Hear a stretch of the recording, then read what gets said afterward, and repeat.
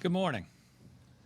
This morning I am joined by Mayor Greg Fisher from Louisville, Mayor Linda Gorton from Lexington, Judge Alex Barnett, Harrison County, Cynthiana Mayor James Smith, Dr. Crystal Miller, Director of WEDCO. That is the local health department that covers multiple counties, including Harrison County. CHFS Secretary Eric Freelander, Dr. Stephen Stack, our Commissioner of Public Health, and Russ Cox, President and CEO of Norton Healthcare. If I missed anybody, they'll introduce themselves in a minute. But as you can see, we are all here together this morning because we are all working together. And together, both the group up here and all of us as Kentuckians are going to get through this. We're going to provide some new details and new information today. We hope the public understands that there is limitation on what details we can provide and also when we can provide them based on the process that the epidemiologists and others go through. We're going to try to provide as many of these details in context because, again, we want to make sure that people remain calm and understand that we will get through this. As of yesterday afternoon, we have 4 confirmed cases of the novel coronavirus here in Kentucky. Now, just because that may be a few more cases than some states are reporting does not indicate that Kentucky has been hit harder than other places. I believe it just means we've been very aggressive in our response. We have 2 people who have tested positive in Harrison County, 1 in Fayette County, 1 in Jefferson County. They are all currently in isolation. The Harrison County very first patient is improving. We're very glad to report that. We can also today disclose that the 2 patients from Harrison County are linked, though we can't provide details on that linkage at this time. The Fayette County individual is a resident of Fayette County, and the Jefferson County individual is a resident of Jefferson County. At this time, we have only found travel history in 1 of these 4 individuals. So we believe, and this seems to be the case nationally, that this is community spreading, spreading from person to person. Again, that has been expected. We are ready for it. It was what we always thought that we would see with this novel coronavirus. But what it also means is that that important hygiene that we have been talking about is so critical. It's important for you and your family members to wash your hands very well, multiple times a day, more than you normally do. Make sure that if you're sick, you stay home. For our businesses, make sure that you have options for individuals that are sick, working from home or enough paid sick leave to make sure that the individual does stay home. If your kids are sick, they shouldn't go to school. Let's just make sure that we make the right and the smart decisions just to protect each other. And again, the way we get through this is the way we get through everything in Kentucky, by being good neighbors and by looking out for each other. Couple of steps we've taken on the state level, and then there's a number of community steps that'll be talked about in a minute. Declared a state of emergency a number of days ago. That makes sure that we have every tool that we need to address this situation. We are removing any impediments to getting someone tested or treated on Medicaid. We're going to eliminate prior authorizations or any other issues that would cause pushback within that Medicaid system. Today, I will be issuing an executive order that will waive copays, deductibles, cost sharing, and diagnostic testing fees for private insurance and state employees. There's about 433,000 Kentuckians on private insurance and up to about 30,000 state employees. And we're also going to be telling providers to expand their networks to patients that may go outside their normal providers. Again, we want to make sure that there aren't any cost or other impediments as we move forward. We set up a specific hotline for those that have concerns on the coronavirus. That number is 1-800-722-5725. We've had a significant number of calls to that hotline, which is good. It means that people are communicating and that we are able to communicate back with them. On the state side, we have put steps in motion to where everybody is going to have enough paid sick leave. I believe we have to set the example for the rest of the state. You know, the way state employees work is that they accrue sick time depending on the amount of time that they've served. We're going to make sure that someone who just started yesterday, if they need to be at home, can be at home as we get through this. A couple of reminders from what the CDC has put out. The people over 60 or people who have had heart, lung, or kidney disease ought to avoid large crowds. People should really take heed of that advice. And at this time on our website, we have the details for how we are recommending that senior centers, nursing homes, long-term care centers, those that help our seniors should restrict visitation. It's just to make sure that we protect our loved ones. So again, we are going to get through this. We are going to hear about more positive tests. We ought to be prepared for that. But as you will hear today, we are working seamlessly from the state to the local level to make sure that we are responding and responding appropriately. I'm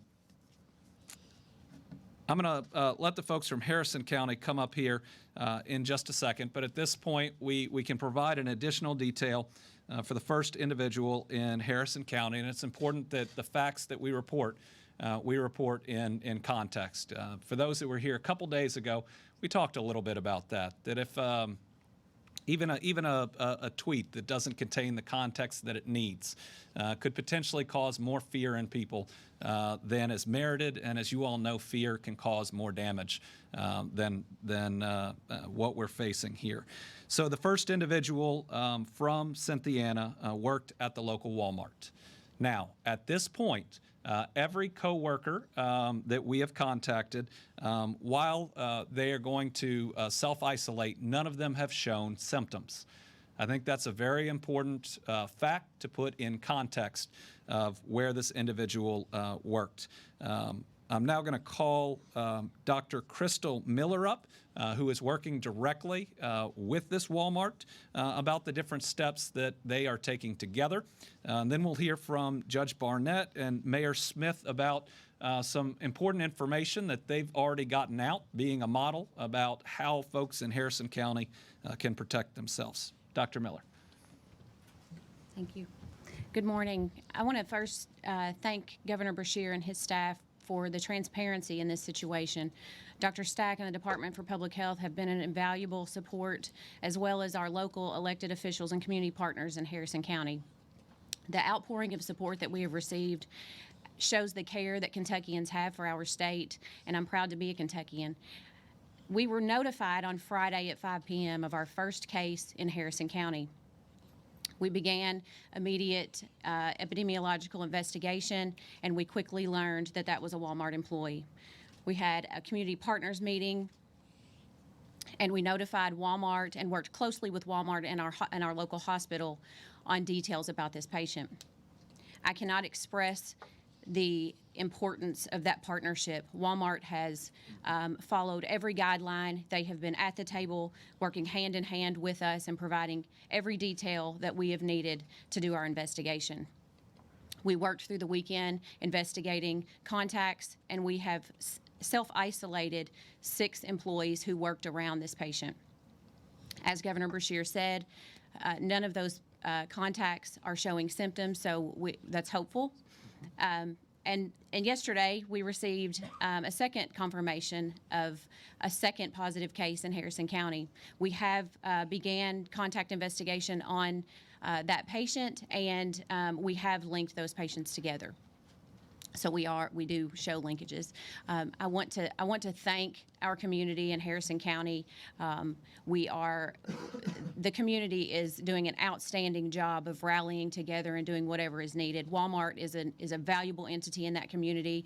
We are working hand in hand with first responders and other officials, having weekly meetings on situational updates. I cannot express the level of support behind Harrison County in this endeavor. As we move forward working with Lexington and Louisville, we offer our support as you all get into the investigation on COVID-19. Thank you. That's okay. And while at this point, given the process that the epidemiologists have to go through, we can't provide details of the link between the two patients in Harrison County, I do believe that it's fair to disclose that right now we don't believe it is the Walmart. So for everybody who has been through that Walmart, I know it's going to make you nervous. Just because you've been there doesn't mean that you have the coronavirus, right? So again, we have to stay calm, hopefully report these facts in context, because this is something that we've got to make sure that our people get through, that we continue to face it with compassion to our fellow human being and fellow Kentuckian. So now I'm going to ask Judge Alex Barnett to talk a little bit about the information campaign that they are doing in Harrison County. Let me say, Dr. Miller, Judge Barnett, and Mayor Smith are a real credit to their community. This was the very first place that we had a positive test, and they were ready to step up and do whatever it would take. They have done it calmly, and their leadership, I believe, is exactly what we need in that area. So, Judge Barnett. Thank you, Governor. I first want to thank the governor and all the state officials for their response to the coronavirus in Harrison County. It's been phenomenal to see all the support that they're giving us. We are tackling this head on. Then I want to thank WEDCO and Dr. Miller for all their work that they're doing in Harrison County, and the importance of a strong local health department is really coming to the forefront right now in Harrison County.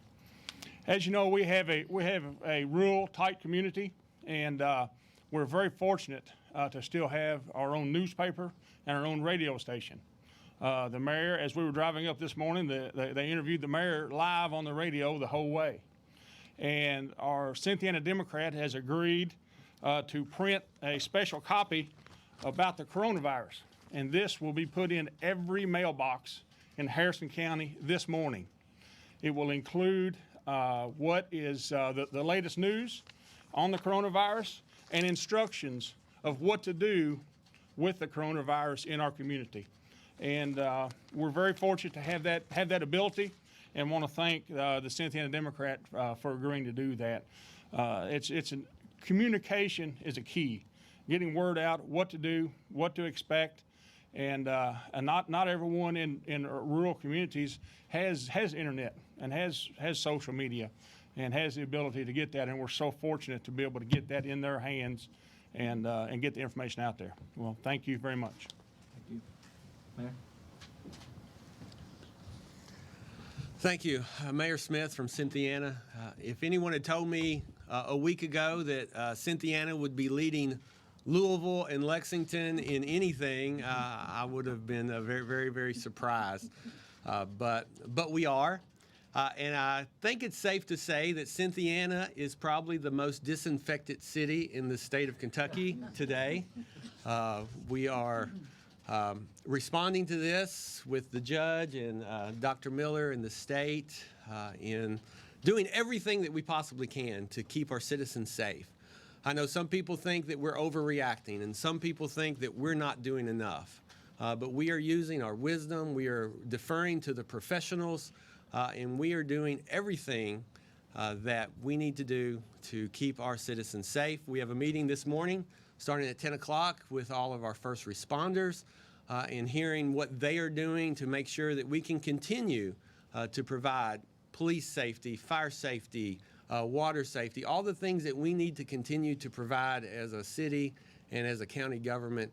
We are working step by step by step with the experts to make sure that we can continue to do that. So that's all I have to say, and I hope that the citizens out there know how proud the judge and I are of how Cynthiana and Harrison County residents are responding to this. You're responding with calm, you're not panicking, you're going about business as usual, but still taking the proper precautions to prevent the spread of this community-wide. So thank you all very much. Thank you. Next up, we'll hear from Lexington Mayor Linda Gorton. Good morning. Thank you very much, Governor Beshear, and also Dr. Steve Stack for your transparency as well as gathering us all together for information sharing.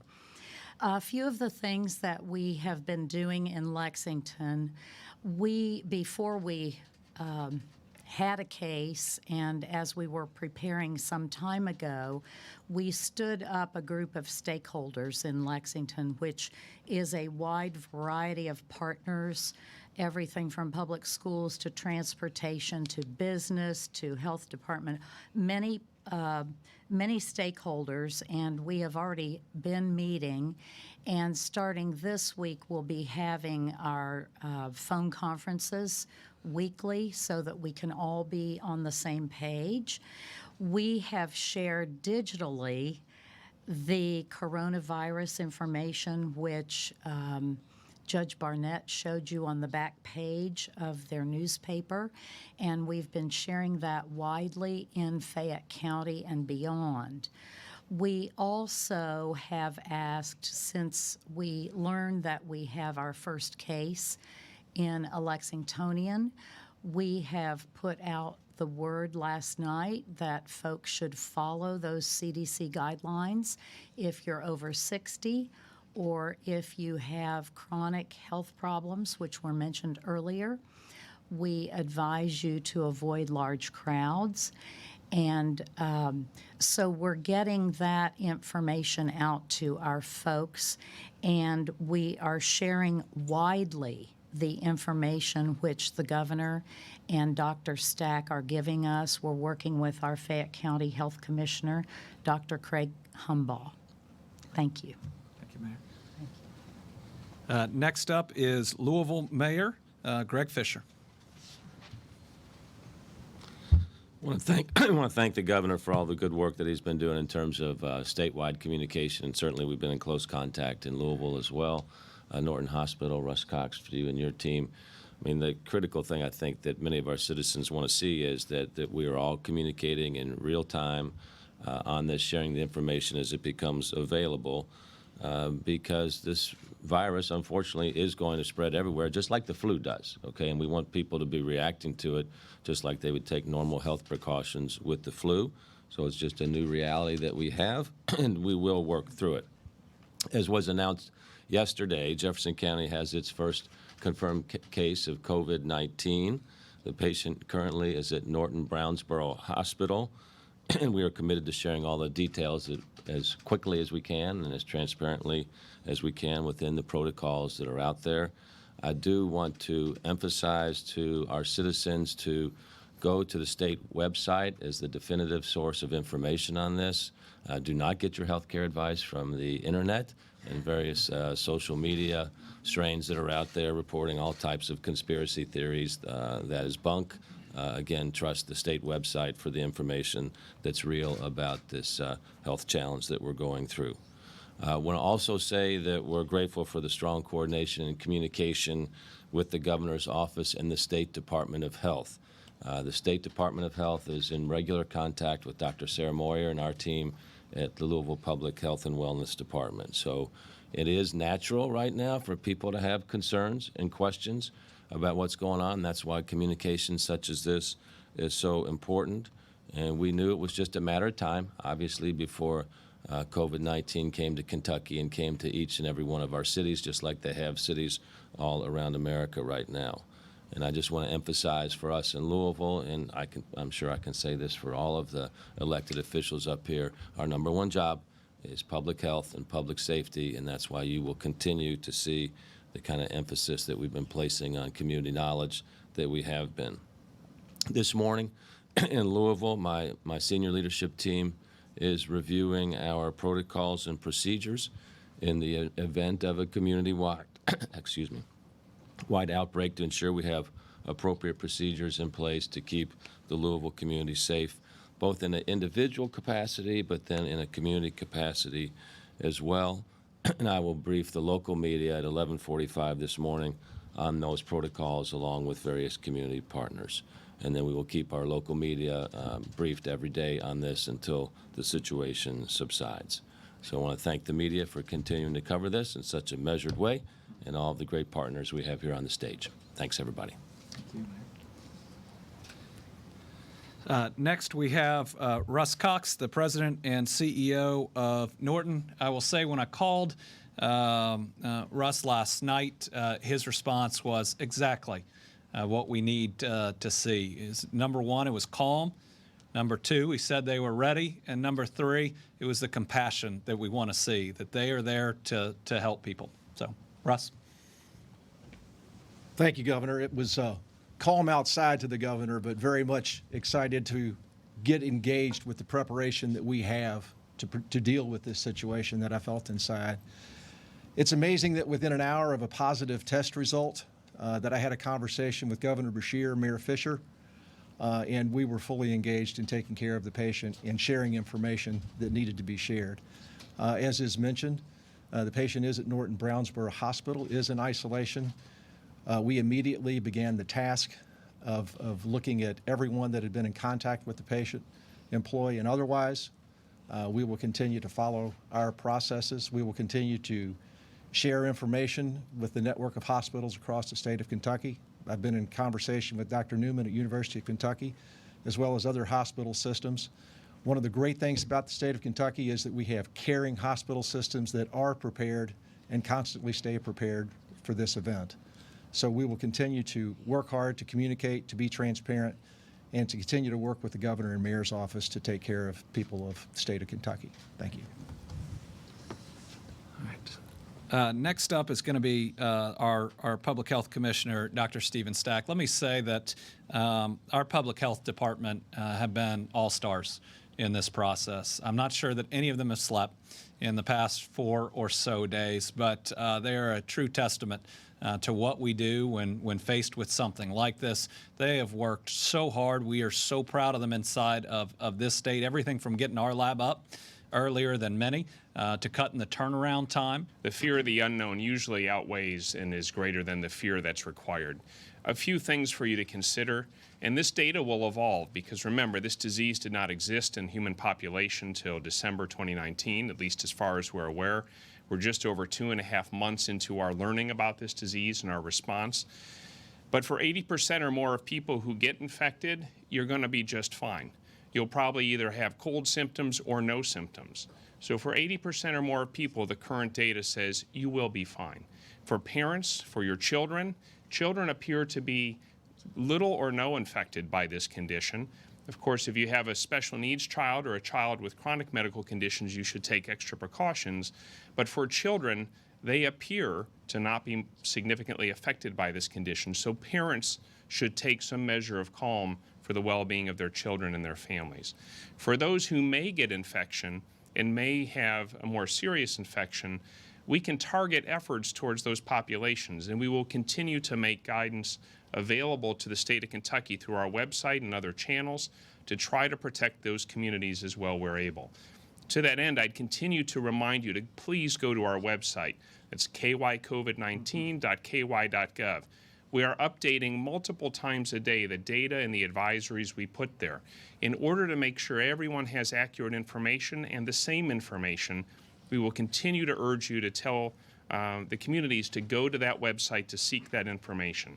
For those who have concerns and they feel they need to talk to a person to try to ask questions, use our 800 number, 800-722-5725. That's 800-722-5725.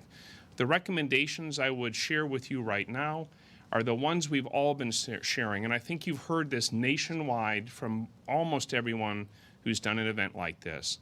The things that prevent respiratory infections are helpful for the flu, and they're helpful for COVID-19, and they're helpful for other things.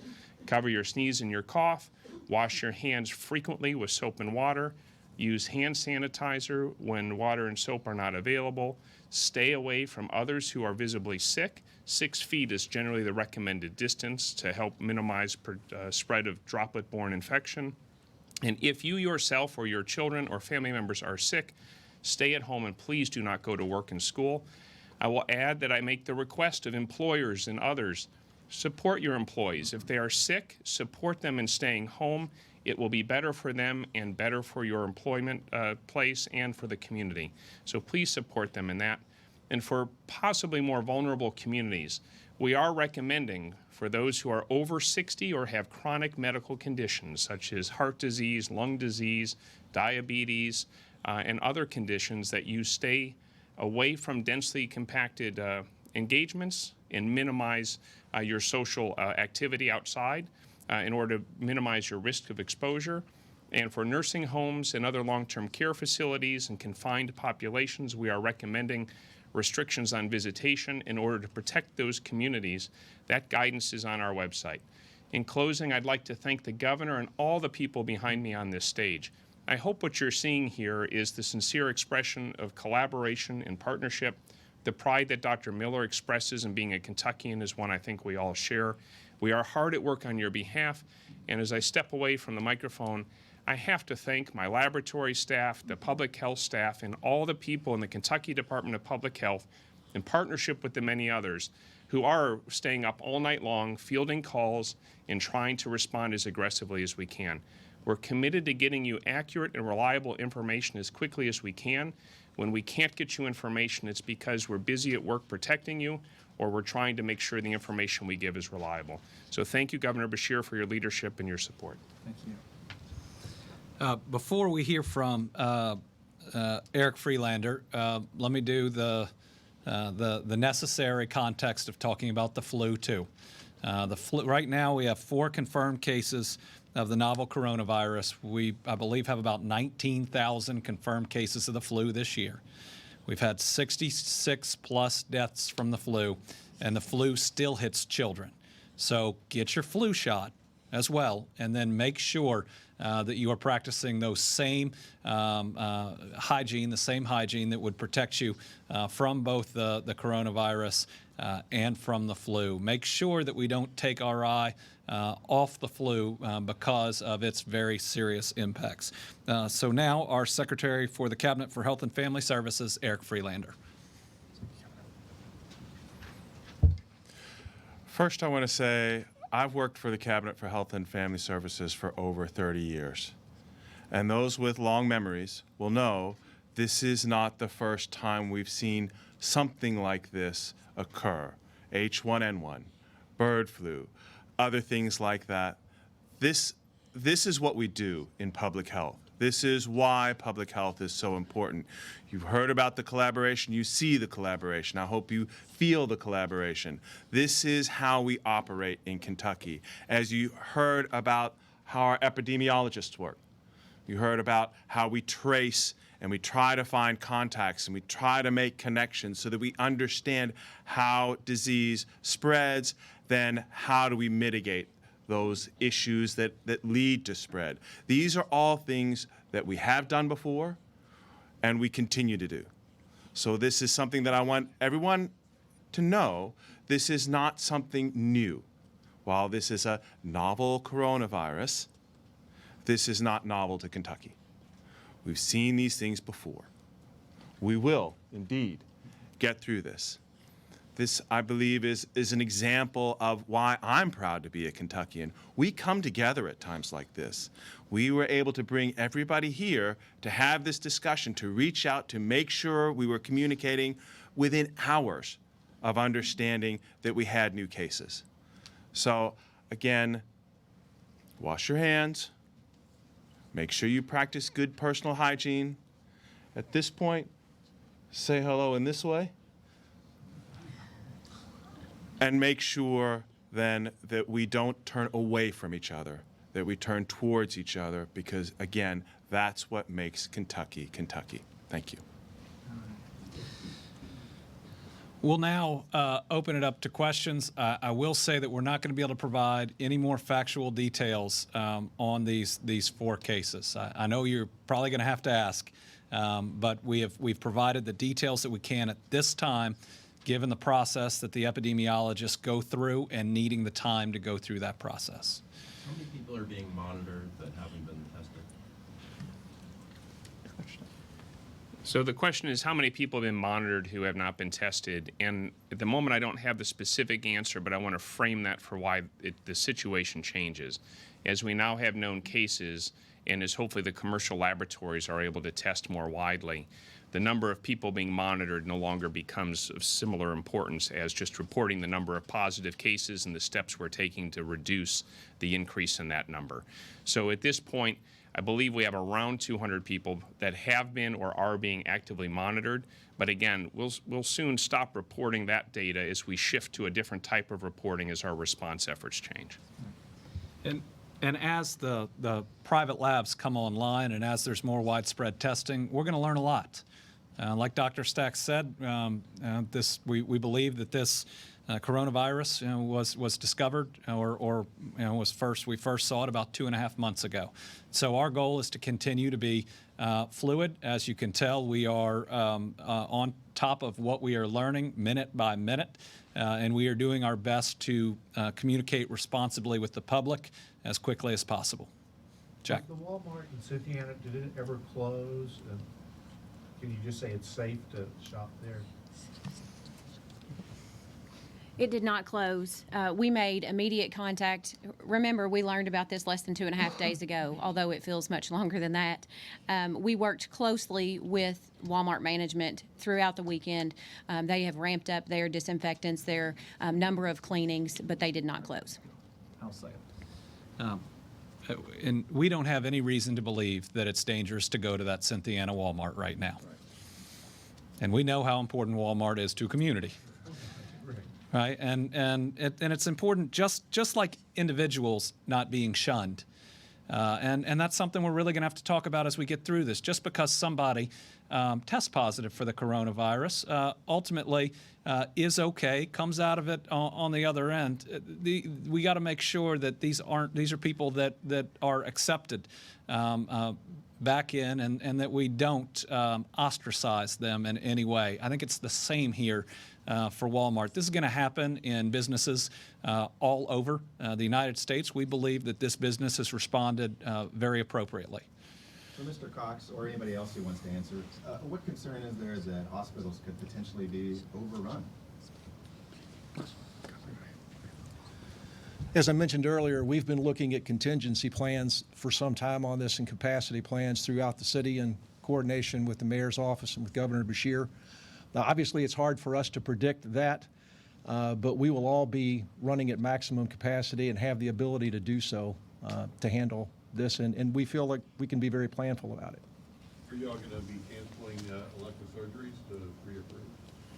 At this point, there are no cancellations of elective surgeries. Dr. Stack? Cox, talk about what it means in state isolation. Talk us through exactly what that is and what that means. If we can, right before that, Dr. Stack has an add-on from the state.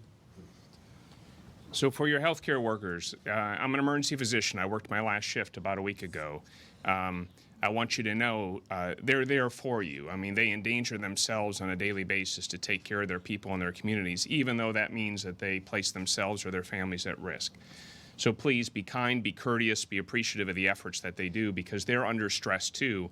Remember, when they go to an emergency department to take care of patients, there is no other place that better concentrates illness and places them at risk, and yet they show up every day to care for folks. So please be thankful for the work they do.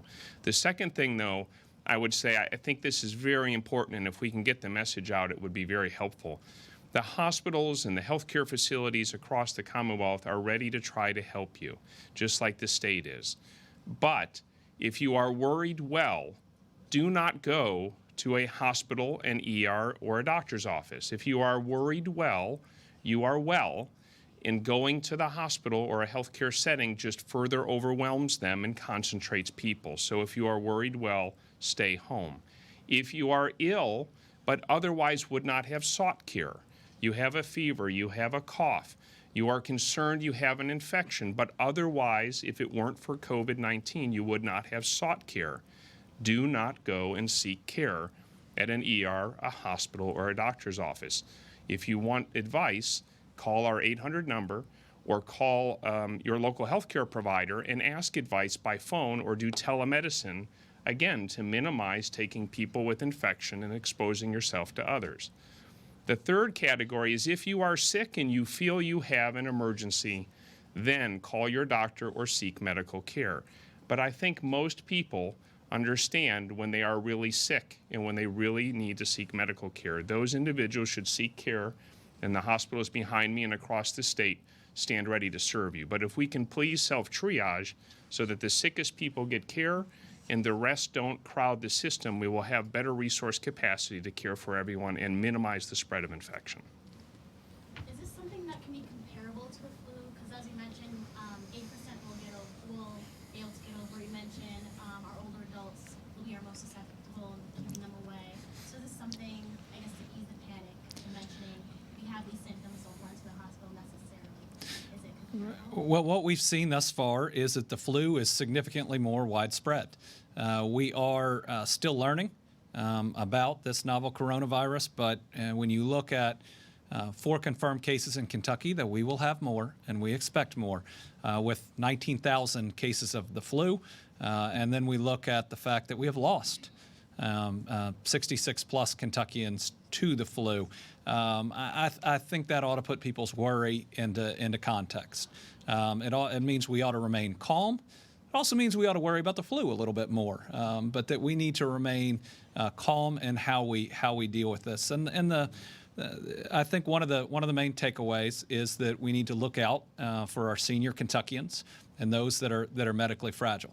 Is Indiana Walmart providing paid sick leave, or is it changing its sick leave policy? About that? We ought to make sure that we get that directly from them, unless you have that information. But our understanding is that they've said they're going to look out for their employees, but let's make sure we get that directly from them. I believe we're going to have a statement from Walmart here soon. Whoever can answer this question, there was a case confirmed in D.C. That person had visited Louisville, specifically a conference at the Omni Hotel. Any special precautions being taken there? What's the latest there? I'll let Dr. Stack respond to that, but with what we have seen in these 4 cases, we now believe that this is community spread, and that even nationwide there will probably be less attention on the contacts of where people have been, given how we believe that it's currently spreading now.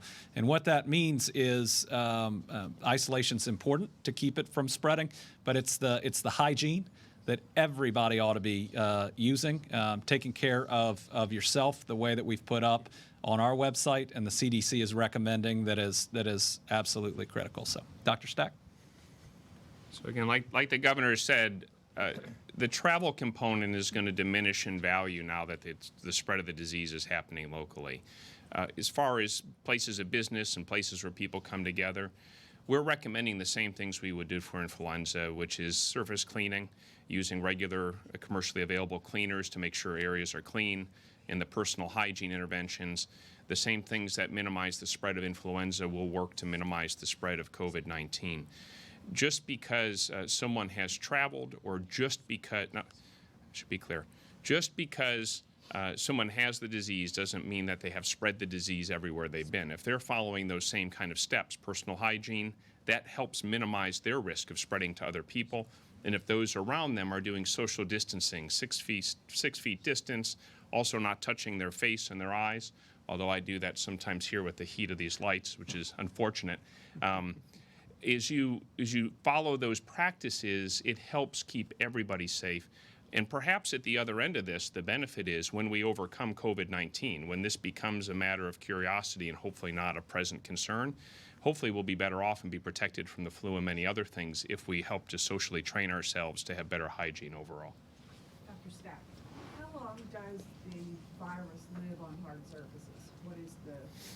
We don't have good, reliable answers on that. So we really don't know if it's, I would just tell you we don't know. I've seen reports, but because the scientists are still working on it, I can't say for sure.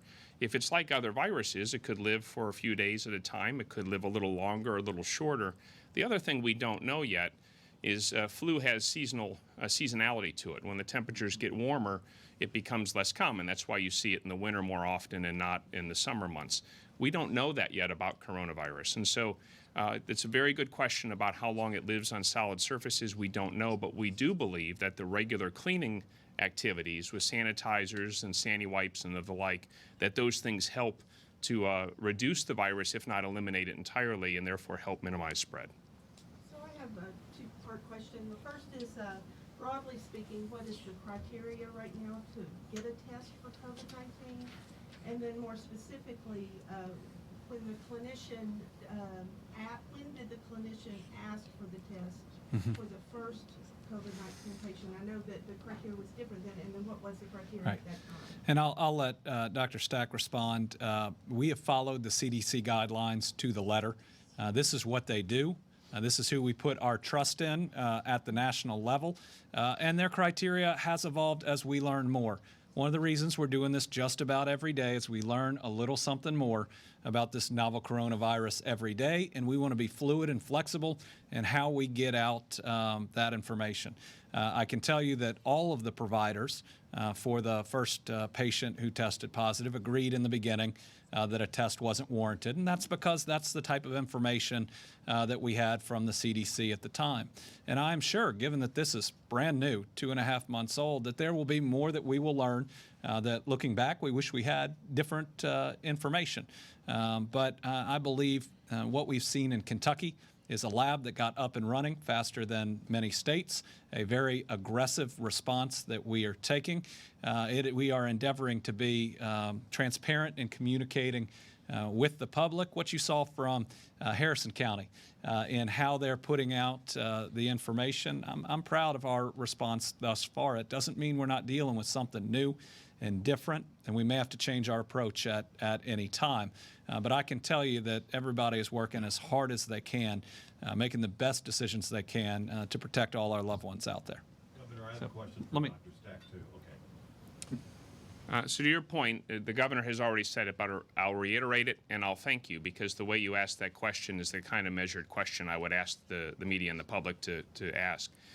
When we had our first patient, who then later turned positive, the treating clinicians, the treating facility, all of whom I've been in touch with through this process, all concurred, as well as my team, that the patient did not meet testing criteria as then published by the CDC.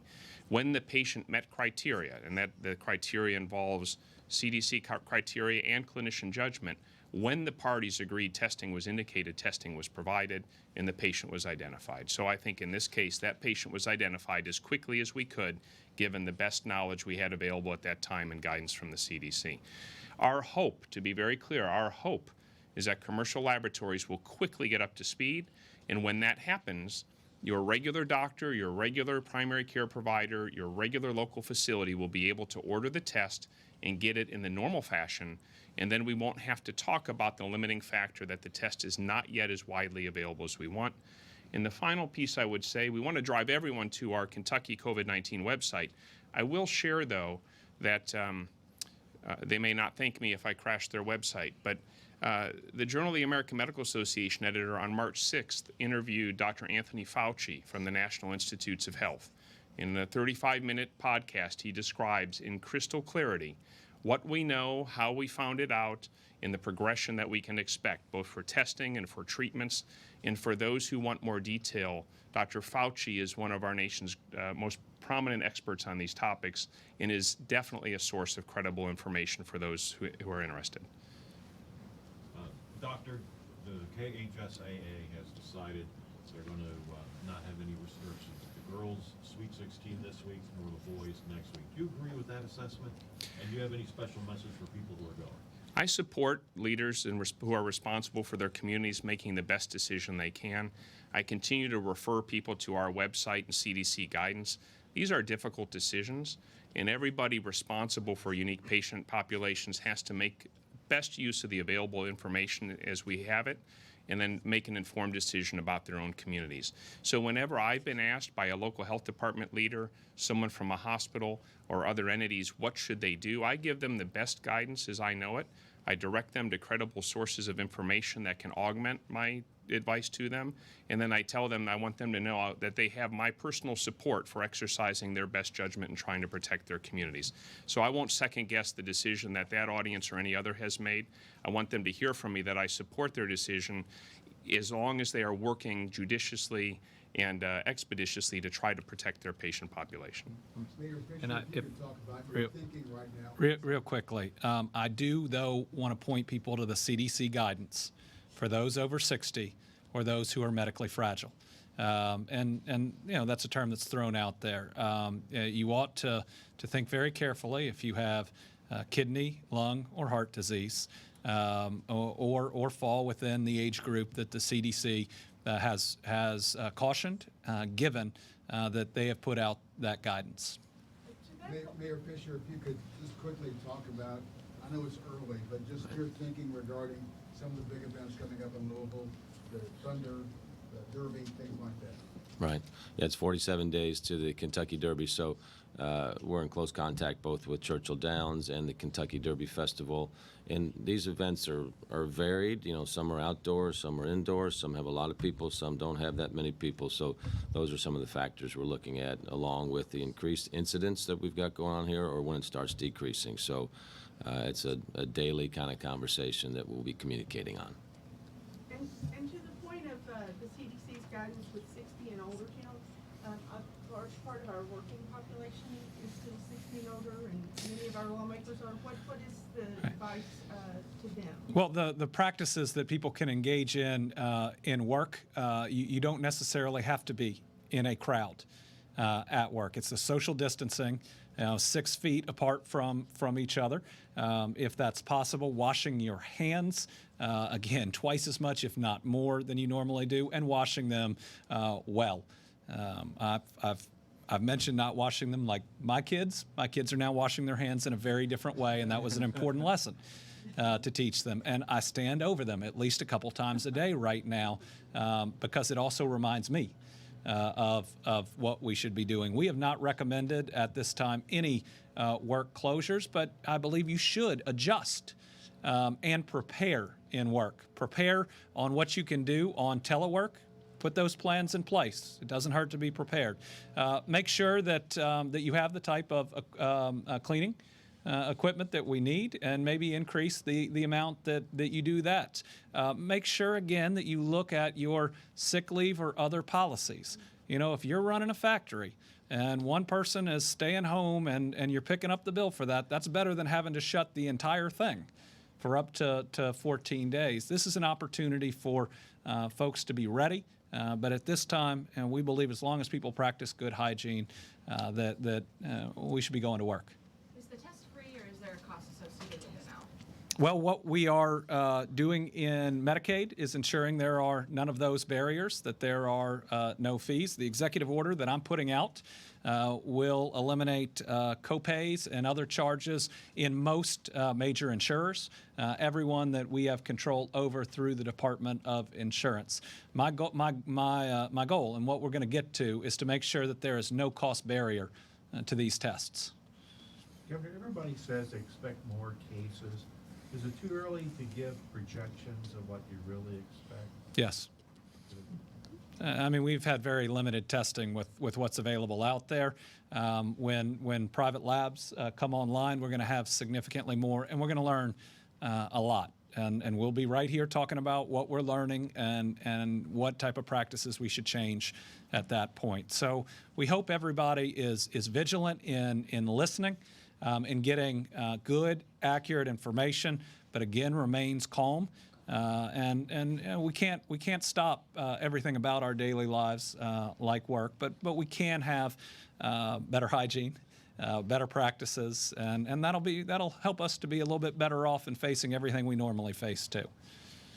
Is there any timeline on those private labs coming online? We were hoping in the next. Some are already up now. Right. Our timeline is we hope they're up immediately. But I believe that what we have been hearing for a couple of weeks is that it is imminent. I believe that I've read within a week or so here, but that's information we don't directly have. Mr. Kopp, can you talk about isolation and what that exactly means and what's involved in that? Well, we obviously follow the CDC guidelines. They're very specific about what to do with that sort of patient. Negative pressure rooms, personal protective devices are used for any interactions with the patient. So it truly is isolation of that patient in a room from the rest of the hospital, and any interaction with them is with protective device. What is involved in the test? So for the test, we obtain 2 specimens, one from the back of your nose and one from the back of your throat. And those tests are to make sure we have a good sample.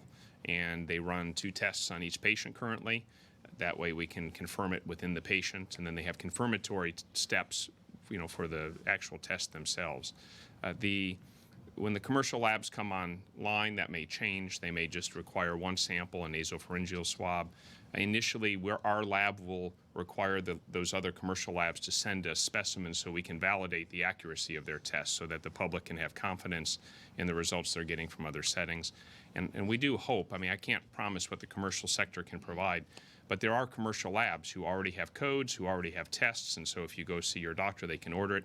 The turnaround time currently being quoted is perhaps 3 to 4 days. That will come down with time. They have to ramp up capacity just like we had to at our lab. All right. We'll take a few more. So those tests are an hour, you get them back in an hour, is that what I believe? Right now, for us, if we get them before noon on a day, we will have them processed by the end of that day. I think normally that's by about 6 o'clock that we aim for. If they're past noon, we will have them in the next day. Our period, which can be as small as 12 hours or even less, we're pretty proud of. That certainly cut down the time that the CDC was taking. The second Harrison County case, is that in a medical facility or is that isolation? That person is in isolation. Those are the details that we can provide at the moment, but currently in isolation. The other 3 cases, the first case is improving. Can you talk a little bit about how the other 2 people are doing? Right now, it's so early. We can't talk about where they are, and there's limited information under HIPAA and others that we can provide. But everybody is in isolation. Everybody is getting care, and we're really glad to see that the first individual is improving. Are you planning other briefings today, or We probably won't have another briefing today unless circumstances change. But yesterday, while we had to do it by video, we did it about an hour and a half after we got those results. Right now, with what I'd see is we probably ought to plan on having one of these generally every day or every other day. But we're gonna adjust that as needed. Crystal will work to be in as much communication as we can. Anything that is called quickly, we will make sure that we live stream and so that everybody can get the information. And will you let us know, please? We didn't know about yesterday. Well, yesterday's we were working incredibly fast. Yes, we'll do our best to let everybody know. Just please understand with the way the situation is moving, and for us intending to give the information without delay, we're being as fluid and as flexible as we can. And of course, yesterday's announcement was at 5:45, and here we are at 8:45 the next morning. Thank you all very much. See you back at home.